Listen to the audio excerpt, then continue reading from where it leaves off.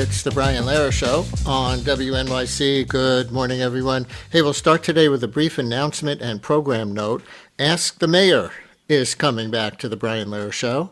Mayor Mamdani has agreed to join us on a regularly scheduled basis to answer my questions and yours. This will be quarterly, 4 times a year on the first Tuesday of the month, beginning 2 weeks from today, Tuesday, June 2nd. As many of you know, Mayor de Blasio did Ask the Mayor here. Mayor Adams came on from time to time, but declined to do anything regularly scheduled. Now Ask the Mayor is coming back, so get your questions ready. You have plenty of time before Season 1, Episode 1, coming up on Tuesday, June 2nd. Start thinking about your information or accountability questions. Of course, there'll be a lot of news between now and then, but you can even start thinking about them now. For Mayor Zohran Mamdani here for the first edition of Ask the Mayor on Tuesday, June 2nd. So that's an announcement about something that's coming.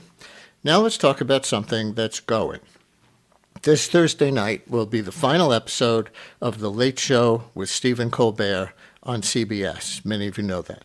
In just a minute, we'll talk about the intersection of politics and the broadcasting business that is bringing that about with Bill Carter, author of 2 books and a website about late-night TV shows and who covered television for many years for the New York Times. He has a Times guest essay now called CBS Cancels Itself, Not Just Colbert. First, though, here's a 30-second clip from Stephen Colbert's very first late-night show when he was playing a blowhard right-wing talk show host on his Comedy Central show called The Colbert Report, and he coined the word that his character would live by, truthiness. Truthiness. Now, I'm sure some of the word police, the wordinistas over at Webster's, are going to say, hey, that's not a word. Well, anybody who knows me know that I'm no fan of dictionaries or reference books. They're elitist, constantly telling us what is or isn't true or what did or didn't happen. Who's Britannica to tell me the Panama Canal was finished in 1914? If I want to say it happened in 1941, that's my right. I don't trust books. I don't trust books. Stephen Colbert in character introducing the Colbert Report on October 17th, 2005. We'll play a Colbert clip from last week coming up. With us now is Bill Carter, author of the books The Late Shift and The War for Late Night, and editor-at-large for LateNighter.com. He covered television for many years for the New York Times. He has a guest essay in the Times now called CBS Cancels Itself, Not Just Colbert. Bill, thanks for coming on with us. Welcome back to WNYC. Thanks a lot, Brian. And your essay starts with a reference to the Colbert Report, Stephen's original late-night show, and that it broke the usual late-night mold, and everyone had to be in on the fake news joke for those 9 years, 2005 to 2014. How important do you think that was to politics or to the history of television at the time? Well, I think it was an extraordinary one-of-a-kind show. I don't think it changed too many political views, although, interestingly, when he first started out, Brian, there were Republicans who thought he was for real. They thought that this was actually a guy speaking what they liked. And of course, he was doing it satirically. But it was an extraordinary show, very talented guy. And he was able to pull this off, which I was shocked by. I didn't think a guy could do a sketch for 9 years, but he did it incredibly well. Yeah, that Colbert debut clip was from 2005. During the Bush administration, which we might be tempted to think of now as, simpler, less polarized times, and maybe with less right-wing dominance of the opinion space. But it was pretty intense then, too. You lived and covered media through then with the Iraq war debacle, the culture wars, not so different from today in their basic outline. Why do you think there was an appetite in the audience, in the marketplace, because it was a rating success, for Stephen Colbert's brand of late-night television comedy at that time? Well, you know what? What was also similar, there was an absurdist kind of thing going on where, people are telling you weapons of mass destruction were the reason, and then they don't exist. I mean, there was all that kind of stuff that went on that people were questioning how the government is trying to sell that. And I think that has clearly come back in the 2 Trump administrations in a much bigger way. It's interesting, Brian, when you had that original clip, his truthiness in that very first show wound up being declared Word of the Year. And And it was so impactful. I mean, people really got the fact that, yes, we're living in this era. Things aren't really true. They're kind of, what version is are you selling?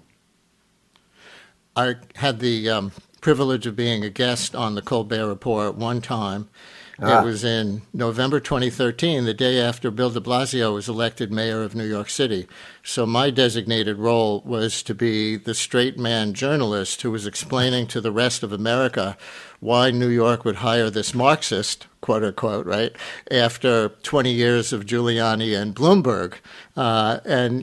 They coach you to go on, if you're going on Colbert at that time when he was in character, that he's going to be, this really obnoxious seeming, and even he comes into the green room before the show and just kind of warns you what it is, and I'm going to be in character. And yes. then I was coached, as I know many other people were coached before me, to not try to play along. Don't try to be funny with him. Don't fight with the character. Just be your journalist self and explain what's going on, Yes. and he'll take care of the funnies and the satire. That was that was a high wire act that he was doing.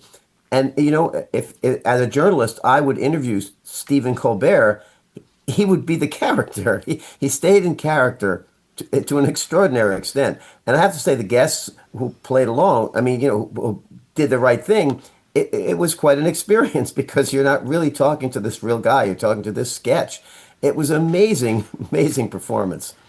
You wrote that choosing Colbert to succeed David Letterman on Late Night in 2014 made complete sense to you at the time, but then it didn't work right away, with Colbert suddenly out of character and being himself on TV for the first time. What went wrong at first? Well, you know what I think it was, Brian? He had done this character, and he is a sketch performer. That's what he was. He wasn't a stand-up comedian kind of guy. And he was doing point of view comedy, very hardcore point of view in a satirical way, obviously. So he comes to CBS, and they don't want him to do that. They want him to do mainstream, down the middle, late night Johnny Carson style commentary on the news, which is both sides kind of commentary. And I think he was, off his game a little bit. And only when, and he was in trouble. He was in trouble. And they brought in a news producer, Chris Licht, really refined the show. Go at the news, be that guy with a point of view. And that unleashed his talent again. And I think that's why he then wound up being, for many years, the top rated guy in late night. But let's talk about that, because what you wrote that you wrote that what you didn't anticipate was that the foundation of Colbert's eventual success on late night as something new to that whole world was hardcore point of view political comedy, as you called it, on a traditional broadcast network. And this turn coincided, though maybe not coincidentally, with the rise of Donald Trump in 2015 and 2016. So how hard was it for CBS execs or ownership at that time to allow that direction? Well, I think they had an audience for it. So, of course, they were going to allow it. I think that was, totally acceptable to them as long as people were supporting it. And there was no, in the first Trump administration, there was no effort by the FCC, as there is now, to shut it down, to say, well, we don't like this speech, so we're going to try to get rid of it. They didn't like it. They certainly didn't like it. But this kind of effort was not, front of mind for them. And I think from CBS's point of view, it was totally acceptable. Here's a comedian stating his point of view and being funny about it. And in our system, in our government, in our DNA, really, is what we do. We accept that. Free speech, you can be funny, you can make fun of the king. That's part of our democratic process. Bill Carter is our guest. If you're just joining us, author of 2 books and a website about late night television, and a New York Times essay now called CBS Cancels Itself, Not Just Colbert. In what sense do you mean that, cancels itself? Well, Brian, network television, broadcast television has changed just tremendously and dramatically over the past decade. And it's not what it once was. It's very much a shrunken kind of media outlet, but it still has a brand. It still has, millions of people that watch it. And in this case, they made a move, apparently, and I can't say it was definitively, but apparently, in the view of many, many people, it was because they were being taken over by another company that needed government approval, and the company that needed government approval was in line with Trump personally. and all of a sudden he's canceled. And I think most people think that's what happened. But in essence, what they're saying, what they said, they didn't just cancel Colbert, they dropped the whole franchise. They wiped out their late night franchise. And it looks to me like they are shrinking themselves deliberately. And what I said, they're assenting to their own diminishment. Like instead of saying, okay, maybe we were losing money on this show, but we're going to try something else. That, as they would have done at any time in the past, they decided, no, we're giving this up. We're going to close the doors on this. I guess because it's too risky to hire somebody who would have free speech and might alienate Trump again.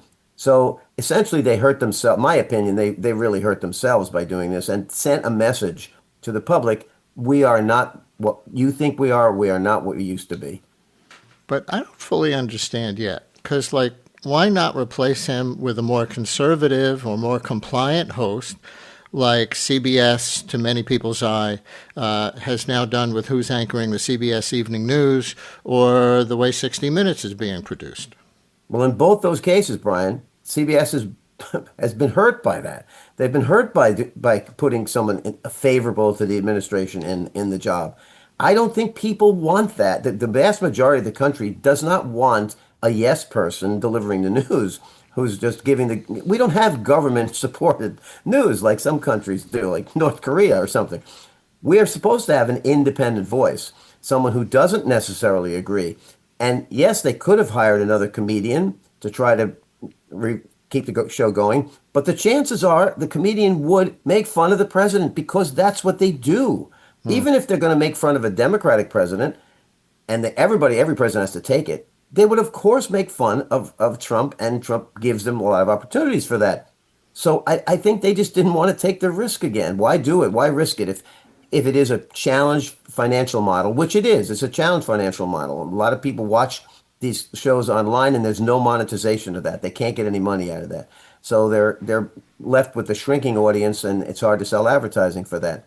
But as I argued, I think the value of someone like Colbert, it far exceeds what his straight revenue is, because he is a figure for the network. He's on more hours than anybody else on that network, many more hours. And he's attracting people to their local news who want to see his show. And the affiliated stations have to pay fees for programming. All those are going to go away. So CBS is definitely giving up money and assets when they walk away from this franchise. Last week on Late Night, there was the funny and kind of sad and moving spectacle of Colbert being joined on one of his last shows by his rivals in the late night business. You can call at least some of them his rivals: Jimmy Kimmel, Jimmy Fallon, John Oliver, and Seth Meyers. Here's a short clip, 17 seconds, that begins with Colbert and includes Kimmel and Meyers. Did it ever occur to you that you'd be doing a job that the President of the United States would have strong feelings about? You know what's even weirder? We're doing a job that his wife has strong feelings about. Well, most of us have avoided that part. Yeah, that's true. Colbert with Jimmy Kimmel and Seth Meyers. Bill Carter is our guest, author of books about late night television, and the New York Times essay now called CBS Cancels Itself, Not Just Colbert. Did you watch that show and have feelings about it? Oh, yes, I did. What's interesting, Brian, is these guys are actually friends. They are generally friendly. I mean, they vacation together. They go fishing together. These guys are friends, which is a big change in late night, which used to have very fierce competition, especially guys who are on at the same hour. But I think it was definitely a united sort of stand. They want to stand with Colbert. Obviously, Kimmel has been in the bullseye as well, and they've really made an effort to force him off the air. And I think there's now a principle involved here. You're not supposed to interfere. The government's not supposed to interfere with some other company's decision about who to hire and who to fire, especially when a person is exercising his First Amendment right and being satirical about people in power. So I think they're legitimate in their unity of this.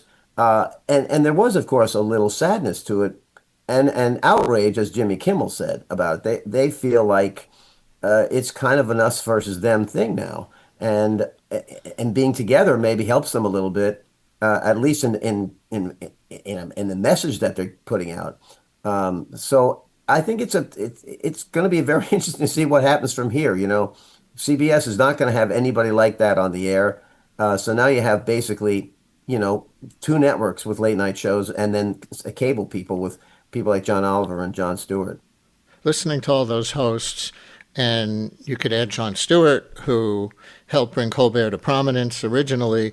If talk radio and cable news ratings are so dominated by right-wing hosts and content, how did late-night television develop into a mostly liberal sphere, thinking about who those hosts are and what their comedy is like, in its search for ratings, if you accept that premise that it was?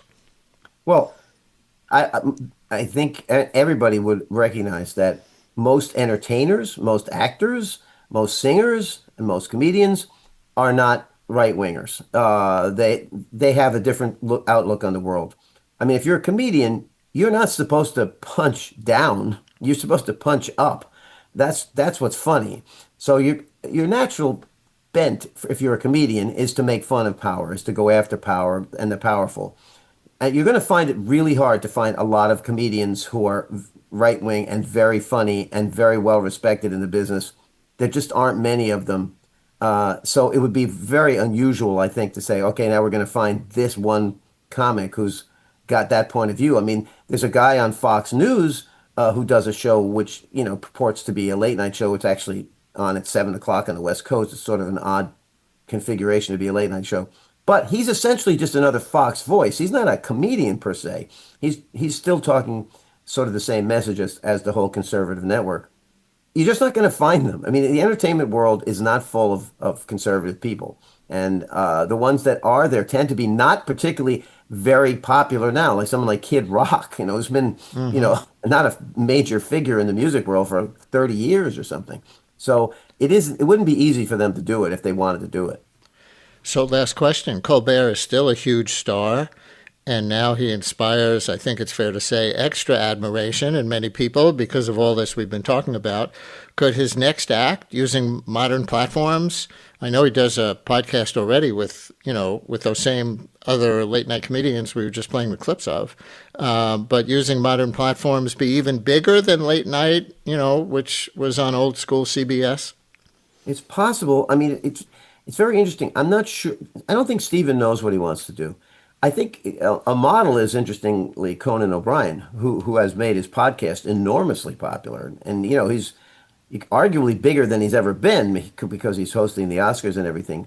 So it is possible. But interestingly, Jon Stewart left the Daily Show and went over to do other things on HBO. And he also has a podcast. But it wasn't the same as him being on the Daily Show. And he came back brilliantly, by the way, in my opinion.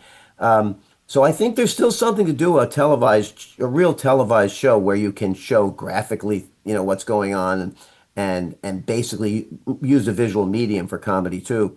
So I'm not saying Colbert will do a television show or on cable or online or whatever, but I think he's going to do a performance-based show as opposed to just a conversational show, because he is at heart an actor/sketch performer more than he is just a stand-up comedian. Bill Carter, author of the books The Late Shift and The War for Late Night, and editor-at-large for LateNighter.com. He covered television for many years for the New York Times, and he has a guest essay in the Times now, called CBS Cancels Itself, Not Just Colbert. Thanks for sharing your thoughts with us, Bill. Okay, great to talk to you, Brian. WNYC Studios is supported by AT&T. Summer, it's when we share more time, more memories, and more photos. And at AT&T, the iPhone 17 Pro is your summer essential. Its center stage front camera auto-adjusts the frame to fit everyone into group selfies. Right now at AT&T, ask how you can get iPhone 17 Pro on them with eligible iPhone trade-in any condition. Requires trade-in of iPhone 15 Plus or higher, excluding iPhone 16e and 17e. Requires eligible plan. Terms and restrictions apply. Subject to change. Visit att.com/iPhone or visit an AT&T store for details. WNYC's journalism and storytelling is heard by millions of passionate listeners. Sponsors of our programming gain our listeners' attention and their respect. Learn about how your organization can support WNYC and WNYC Studios at sponsorship.wnyc.org.